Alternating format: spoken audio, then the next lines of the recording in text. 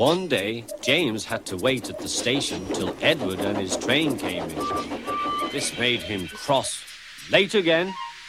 Edward laughed, and James fumed away.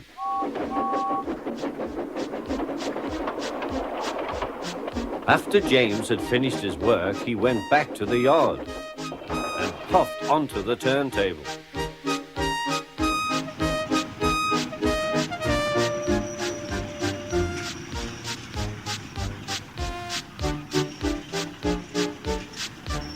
He was still feeling very bad-tempered. Edward is impossible, he grumbled to the others. He clanks about like a lot of old iron, and he is so slow he makes us wait. Thomas and Percy were indignant. Old iron? Slow? Why, Edward could beat you in a race any day. Really, said James, I should like to see him do it.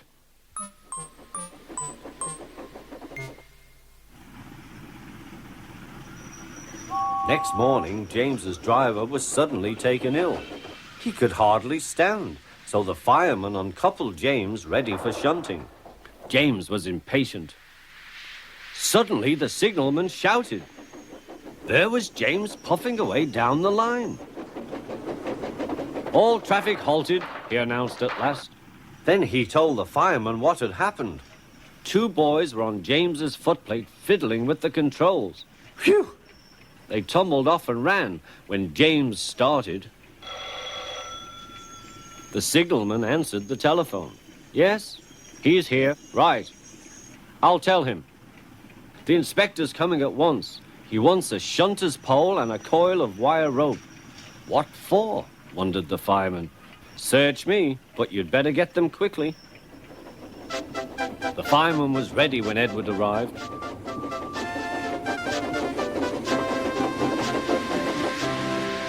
The inspector saw the pole and the rope. Good man, jump in.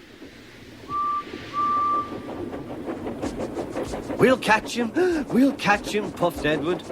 James was laughing.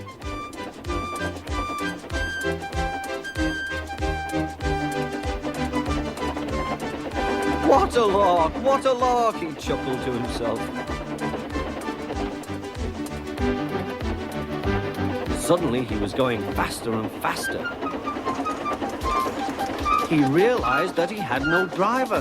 What shall I do? I can't stop. Help! Help! We're coming, called Edward.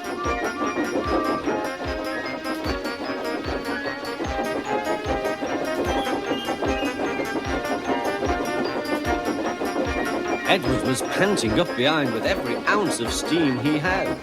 At last he caught up with James.